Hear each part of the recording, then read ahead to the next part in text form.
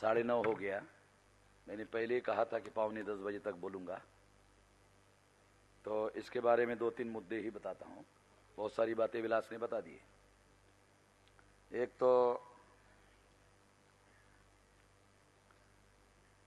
पहला मुद्दा तो ये है,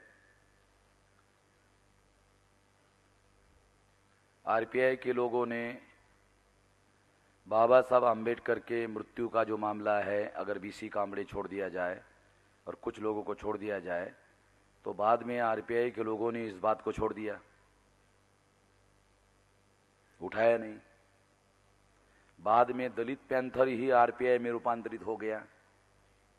तो इन्होंने तो उनको जिन्होंने हत्या की, वो माई को महाराष्ट्र में लेकर घूमने का काम किया। माई को लेकर, देखो, अगर माई को किसी ने लाया महाराष्ट्र के सार्वजनिक जीवन में, तो दलित पैंथर के लोगों ने लाया। आरपीआई के लोगों ने शुरू में किया और बीसी कामड़े आखिर तक ये बात करते रहे, बाकी सभी लोगों ने छोड़ दिया। और दलित पैंथर के लोग जो आज आरपीआई में रूपांतरित हो गए हैं, उन लोगों ने इसके तरफ ध्यान देने की तो छोड़ो, उनके साथ समझौता कर दिया। और बहुत सारे दलित पैंथर के जो नेता लोग हैं, उनको तो ब्राह्मणों ने अपनी लड़कियां दी। अब जब लड़कियां दी और वो उसके दामाद बन गए, तो जब दामाद बन गए तो दामाद की जिम्मेदारी बनती है कि वो ससुरे को बचाए। हैं? दामाद अगर ससुरे को नहीं बचाएगा तो फिर कौन बचाएगा? तो दामादों ने ससुरों को बचाने का काम किया। और वो लोग, जब हमने किताब और ये सारा मामला सामने लाया, लोखंडे साहब जो यहाँ अभी बैठे थे, वे शायद वहाँ है। लोखंडे साहब पहले व्यक्ति हैं जिन्होंने इसके बारे में किताब लिखी। तो मैंने अपने विद्यार्थी जीवन में इस किताब को पढ़ा था, तो मेरे दिमाग में ये बात, लोखंडे साहब का जो नाम है वो दिमाग में रहा। और मैंने ही विलास को कहा, अरे वो जाओ नागपुर में लोखंडे साहब, एक कोई व्यक्ति है, मुझे मालूम नहीं उसका एड्रेस क्या है क्या नहीं है, मगर जाओ नागपुर में अगर ढूंढो तो लोखंडे साहब का एड्रेस आपको जरूर मिल जाएगा। तो विलास को मैंने ही उधर लोखंडे साहब के पास भेजा और बहुत सारी दूसरी भी जानकारी उनको मिल गई। तो मेरे दिमाग पर वो छोटी जो किताब थी लोखंडे साहब की, वो दिमाग पर बहुत गहरा असर पड़ा था। और जब हम लोगों को अवसर मिला इस पर रिसर्च करने का, तो इस दिशा में हम लोगों ने प्रयास किया। तो जिन लोगों ने करना चाहिए था उन लोगों ने नहीं किया। और जब हम लोगों ने ये सारा प्रयास, सारा रिसर्च, सारा डॉक्यूमेंटेशन इकट्ठा किया, सारे दस्तावेज इकट्ठा किया और सिलसिलेवार उसका विश्लेषण किया, हर घटना का विश्लेषण किया, और विश्लेषण करके आधार पर, डॉक्यूमेंट के आधार पर विश्लेषण किया, और विश्लेषण के आधार पर प्रमाणित किया कि ये जो है इसका क्या मतलब है। जैसे फॉर एग्जाम्पल हमारे एडवोकेट दारवटकर जी ने कहा कि बाबा साहब आम्बेडकर के दांत निकाले जा रहे थे, तो क्या बाबा साहब आम्बेडकर को 5-6 साल होने के बावजूद भी क्या उनको मालूम नहीं चला कि बाबा साहब आम्बेडकर की हत्या करने की साजिश हो रही? क्या उनको मालूम नहीं हो रहा था? बाबा साहब आम्बेडकर इतने विद्वान आदमी, उनको समझ में नहीं आ रहा था? बाबा साहब आम्बेडकर को मालूम हो रहा था, इसका दस्तावेजी एविडेंस है। और बाबा साहब आम्बेडकर, दारवटकर साहब, शायद आपने केयरफुली ध्यान नहीं दिया होगा, हो सकता दिया भी हो, मगर आपको ध्यान बताना चाहता हूं। बाबा साहब आम्बेडकर ने एक सीक्रेट लेटर दादा साहब आम्बेडकर को लिखा, और उस सीक्रेट लेटर में लिखा, वो सीक्रेट लेटर क्यों है? क्योंकि बाबा साहब आम्बेडकर ने उसमें कहा कि जब से मैंने ये मेरे तबीयत को दुरुस्त करने का काम शुरू किया, तो दुरुस्त होने की बात तो छोड़ो, मेरी तबीयत दिन ब दिन लगातार डिरील हो रही है। यानी दुरुस्त करने के लिए जो मैंने कोशिश की, उसे दुरुस्त होने की छोड़ो, मेरा जो स्वास्थ्य है वो दिन ब दिन जो है वो गिर रहा है। और बाबा साहब आम्बेडकर बैरिस्टर है। बैरिस्टर का मतलब है वो क्रिमिनल केसेस के जानकार आदमी हैं, एक्सपर्ट आदमी हैं। वो कोर्ट में केसेस, उन्होंने क्रिमिनल के केसेस उन्होंने लड़े हैं, तो वो व्यक्ति क्रिमिनल बातों को भी समझते हैं। तो उन्होंने दादा साहब गायकवाड़ को लेटर लिखा, और लेटर में ये बात लिखी, और आखिरी में जो सेंटेंस लिखा वो बहुत इंपॉर्टेंट है। मैं हमारे दारवटकर साहब को भी बताना चाहता हूँ। आखिरी सेंटर में क्या लिखा? मी जे पत्र तुम्हाला लिहिलेलं आहे, कृपया कुणालाही सांगू नका। बराबर है?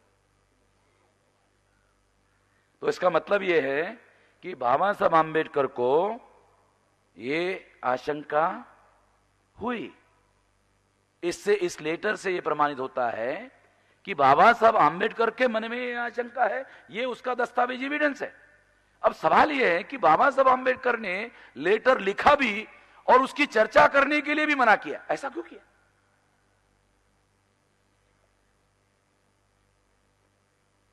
लेटर लिखा भी और सबसे नजदीकी व्यक्ति दादा साहब गायकवाड़ का, दादा साहब गायकवाड़, किसी को भी नहीं लिखा, गायकवाड़ को लिखा। और वो लेटर उन्होंने लिखा और कहा इस पर चर्चा आप मत करो। इसके अगर विश्लेषण में किया जाए तो पता चलेगा इसका क्या अर्थ है।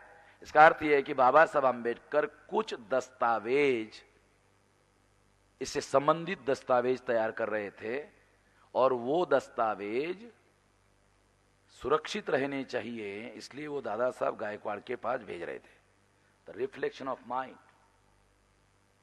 बाबा साहब आंबेडकर के मन में बहुत सारी बातों की जो आशंका हो रही है, वो माई को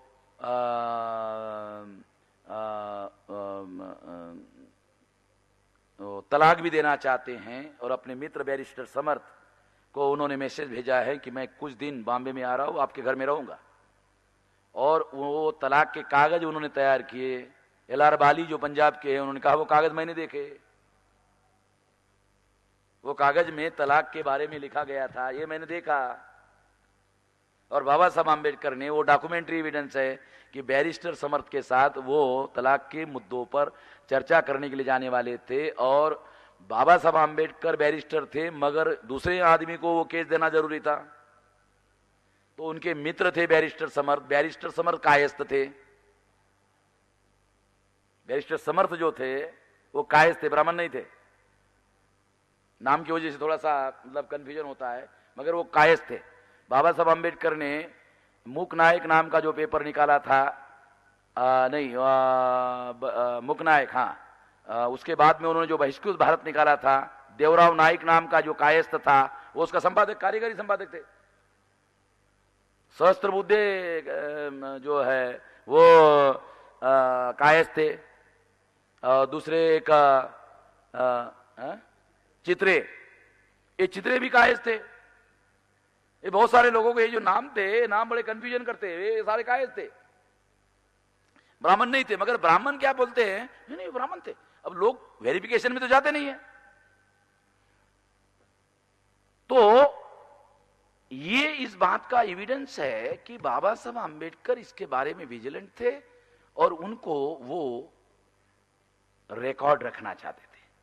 और दूसरी एक महत्वपूर्ण बात कि ये जो लेटर है, ये लेटर शायद उन्होंने एक जगह भेजने के बजाय शायद एक दो जगह उसको रिकॉर्ड रखने की कोशिश की। इससे प्रमाणित होता है कि वो विजिलेंट थे। दूसरी एक महत्वपूर्ण बात मैं आपको बताना चाहता हूं कि बाबा साहब आंबेडकर को अपना स्वास्थ्य गिर रहा है, दुरुस्त होने के बजाय उनके मन में आशंका है। और दूसरी तरफ माई का जो बिहेवियर है वो कैसे है, वो किसी भी दूसरे डॉक्टर को दिखाने के लिए झगड़ा करती थी। इसका मतलब है वो एज ए डॉक्टर, उसको मालूम है अगर दूसरे डॉक्टर को, डॉक्टर बाबा साहब आंबेडकर को दिखाया गया तो दो बातें होगी। एक, वो डॉक्टर डायग्नोसिस करके बता सकता है कि तुम्हारा जो इलाज है वो गलत हो रहा है, वो दूसरा डॉक्टर बता सकता है, सारा षड्यंत्र फेल हो सकता है। दूसरी बात क्या है, दूसरी बात माई के दिमाग में क्या है, माई के दिमाग में दूसरी बात यह है, डॉक्टर बाबा साहब आंबेडकर को अगर ये सलाह दिया गया तो वो स्वतंत्र निर्णय लेकर दूसरा इलाज शुरू करवा सकते हैं। इससे बाबा साहब आंबेडकर का स्वास्थ्य दुरुस्त हो सकता है। दो बातें माई सोच रही। इसलिए जो भी आता है कोई दूसरी बात करने के लिए, उसके साथ कोई और नहीं, वो ये जो माई है ये खुद ही झगड़ा करती। और झगड़ा करने की वजह से क्या हो जाता है, वो जो लोग हैं वो परेशान होकर के वो चले जाते और फिर दोबारा फिर जो है बात नहीं करते। आयुर्वेद के भी कुछ डॉक्टर आए थे और उनके साथ भी उन्होंने झगड़ा किया और कई डॉक्टरों के साथ झगड़ा किया किसी भी व्यक्ति को दिखाने के लिए। उसका बिहेवियर, एक अपराधी का जो बिहेवियर होता है, माई का जो बिहेवियर है एक अपराधी का बिहेवियर है। मैं ऐसा मानता हूं कि माई के बिहेवियर का भी स्टडी होना चाहिए। एक किताब में शायद माई के बिहेवियर पर ज्यादा विस्तार से नहीं लिखा गया। और मैं ऐसी योजना बना रहा हूं कि इसमें बहुत सारी घटनाओं का, बहुत क्रिमिनल माइंड के लोगों का बिहेवियर कैसा होता है, उस दृष्टि से इस किताब में जो मटेरियल है उसका विश्लेषण करने की जरूरत है। मैं सोच रहा हूं कि इस पर 200 पेज का किताब लिखा जा सकता है अलग। वहां की जो घटनाएं हैं उसका इस तरीके से विश्लेषण करके बताया जा सकता है जिससे और ज्यादा निर्विवाद रूप से इसे प्रमाणित किया जा सकता है, उनके सारे व्यवहार का, सारी घटनाओं का। तो इस तरह से मुझे ऐसा लगता है कि ये आने वाले समय में हम लोग करेंगे। एक तो ये बात हम करना चाहते हैं। दूसरी एक महत्वपूर्ण बात, शामू जादव जिसको माई ने खुद ही भगाया था और मरने के पहले तक करस्पॉन्डेंस उस शामू जादव जो सिंपली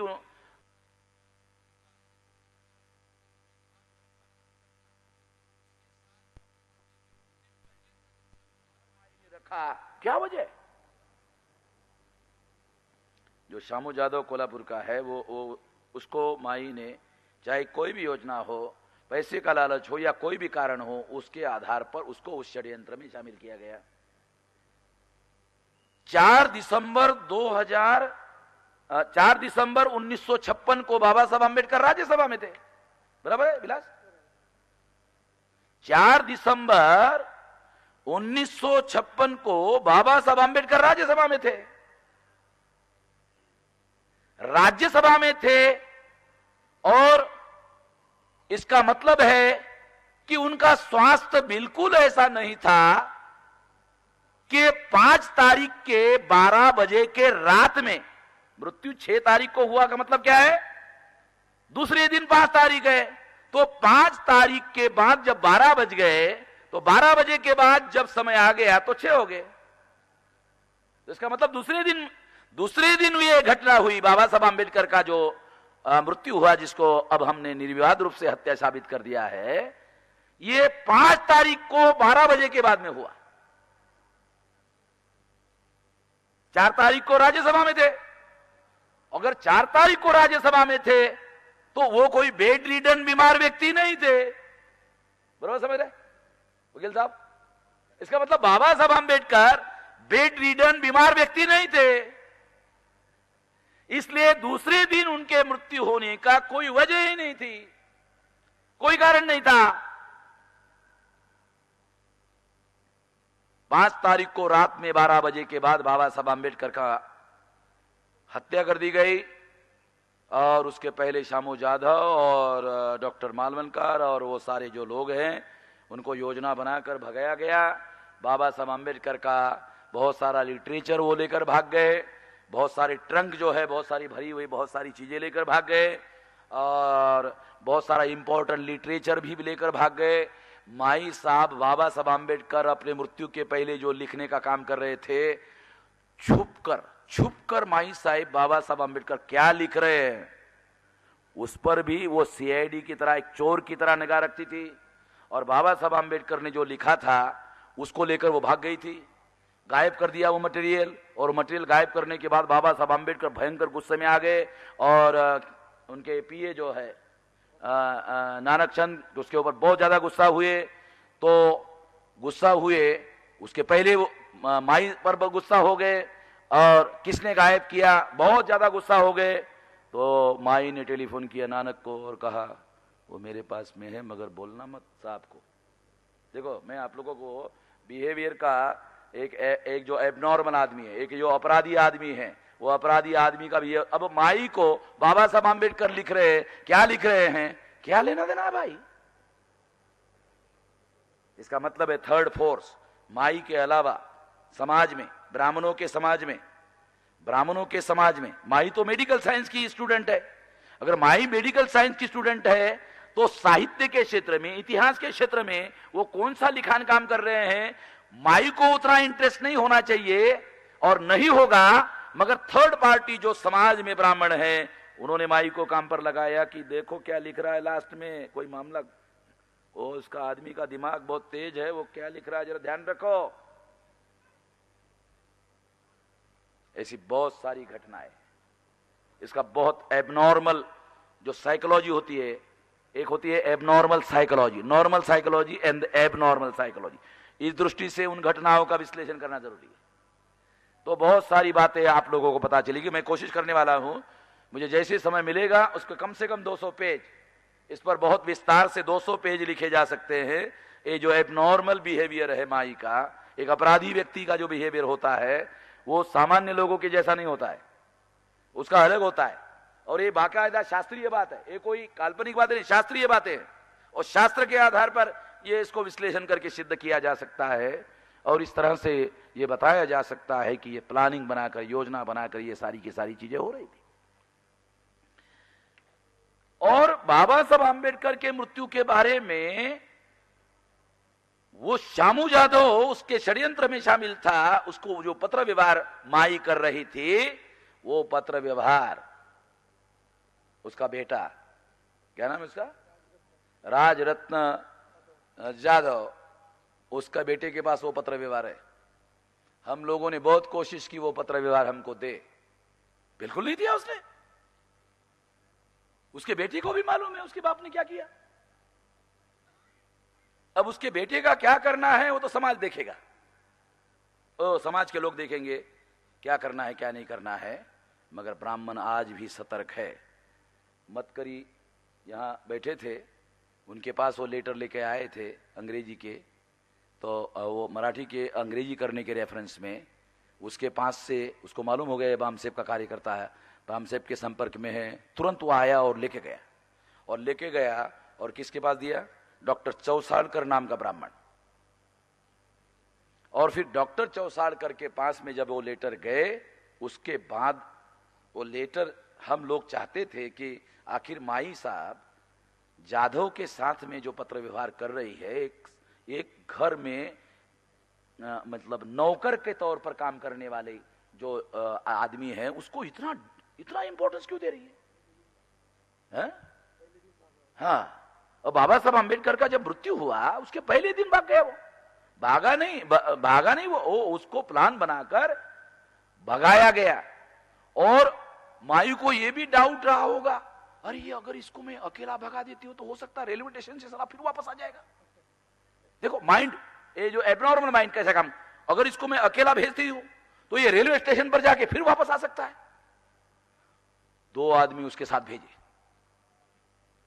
ताकि ये वापस नहीं आना चाहिए। प्लानिंग चलते ना डॉक्टर दातार साहब, समझ रहे मैं क्या समझा रहा हूं। प्लानिंग करने वाला जो आदमी है, अपराध करने वाला जो आदमी है, योजना बनाने वाला जो आदमी है, वो सारी बारीक चीजों की प्लानिंग बनाता है। और काउंटर प्लानिंग क्या हो सकता है, वो नहीं होना चाहिए, उसका भी प्लानिंग बनाता है। ये जो एबनॉर्मल आदमी होता है उसका माइंड इस तरह के काम करता है।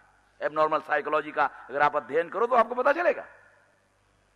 तो इस तरह से उसको साथ में लेकर उसको भगाया, अकेला जाने नहीं दिया उसको। और फिर कौन रह गए घर में, कौन रह गए?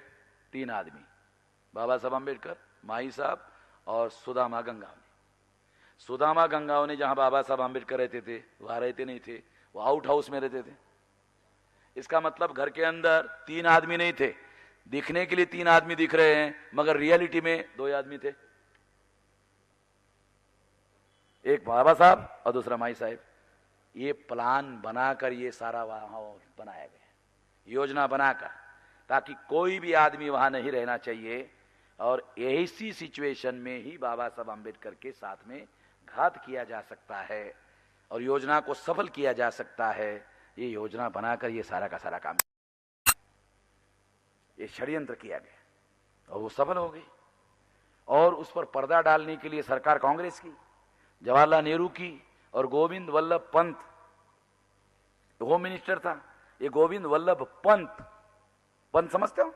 महाराष्ट्र के लोगों को समझ में आता है पंत क्या है। पंत का मतलब है ये उत्तरांचल का रहने वाला ब्राह्मण है, मगर ये ओरिजिनली उत्तरांचल का नहीं है, ये महाराष्ट्र का कोकणस्थ ब्राह्मण है। क्योंकि कोकणस्थ ब्राह्मण को ही भारत भर में, केवल कोकणस्थ ब्राह्मण को भारत भर में पंत कहते हैं और कहीं पर भी नहीं कहते। माई साहब कोकण की,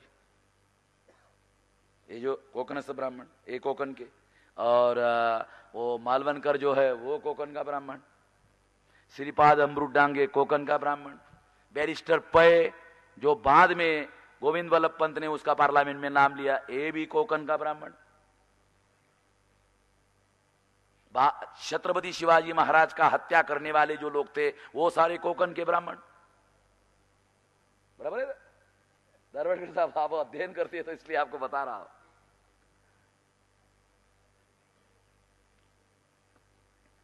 ये सारी बातें ये सिद्ध करती है कि ये सारा का सारा योजनाबद्ध तरीके से षड्यंत्र पूर्वक ये सारा का सारा काम किया गया। और आज तक ब्राह्मण लोग जो हैं ये उनको मालूम है, डॉक्टर चौसाड़कर थर्ड पर्सन होगा, थर्ड ब्राह्मण होगा, मगर वो भी विजिलेंट है। हम लोगों को वो करस्पॉन्डेंस लेटर नहीं मिलना चाहिए, इसके लिए वो विजिलेंट है। अभी भी वो अपने जाति के लोगों को बचाने के लिए कोशिश कर रहा है। अभी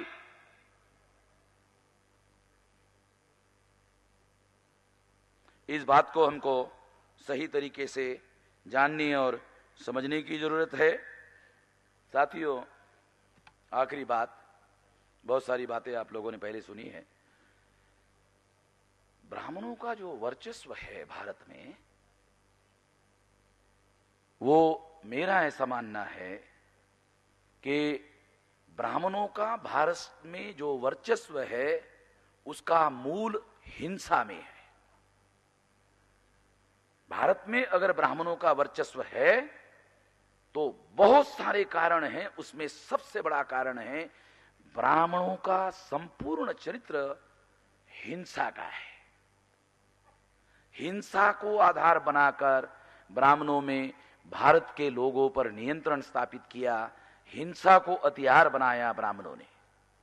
ब्राह्मण का जो वैल्यू है, उनका जो शास्त्र है, उनके जो लिटरेचर है और उनका जो स्वभाव है, उनके जो और बहुत सारे क्रियाकर्म और कर्मकांड है, हर जगह हिंसा। आज भी वो बलि वाला जो मामला है उसकी हत्या आज भी करते हैं, मगर दूसरे तरीके से करते हैं, मगर करते जरूर है। काटने का एक त्योहार जो दसरा के दिन में होता है, आज भी बलि प्रतिपदा में आज भी वो दूसरे तरीके काटने का काम आज भी करते हैं, मगर दूसरे तरीके से करते हैं, मगर करते जरूर है। हाँ, अभी भी करते हैं। हिंसा ब्राह्मणों के वर्चस्व का सबसे बड़ा कारण है। अगर ब्राह्मणों का भारत में वर्चस्व है और उसका कारण अगर हिंसा है, तो मैं आपको एक बहुत गंभीर बात बताना चाहता हूं कि अहिंसा से, वर्चस्व से मुक्ति कैसे हासिल होगी। मेरे सामने तो थोड़ा संकट खड़ा हो गया। हमारे सामने एक बहुत बड़ा संकट खड़ा हो गया। अगर ब्राह्मणों का वर्चस्व हिंसा की वजह से है, हम अहिंसा का रास्ता अपनाने का फैसला किया है, तो ब्राह्मणों का वर्चस्व खत्म कैसे होगा। नया संकट हमारे सामने खड़ा हो गया। ये सबक हमको मालूम नहीं था। हिंसा करने वाले ब्राह्मणों का वर्चस्व खत्म करना है तो अहिंसा से मुझे लगता है संभव नहीं है। अगर अहिंसा से संभव नहीं है तो दूसरी तरफ हिंसा का रास्ता इख्तियार करना कहां तक युक्ति संगत है। हम लोग बहुत बड़े दुविधा में इसकी वजह से फंसे हुए हैं। इसलिए मैं इस दुविधा में अभी, मैं ऐसा मानता हूं कि मैं इस दुविधा में हूं। इसका कोई रास्ता अभी मुझे सूझ नहीं रहा है। इसलिए मैं इसका रास्ता क्या हो सकता है ये आप लोगों के ऊपर सोचता हूं, छोड़ देता हूं कि इसका रास्ता क्या होगा। अभी मेरे पास इसका कोई इलाज है नहीं, मगर इसका इलाज जरूर ढूंढना होगा। मैं इतना ही कह सकता हूं कि इसका इलाज जरूर ढूंढना होगा। अभी मेरे पास इसका कोई इलाज नहीं। इस विषय को मैं यहीं समाप्त करना चाहता हूं। आप लोगों ने मेरी बात ध्यान से सुनी, इसके लिए आभार और धन्यवाद।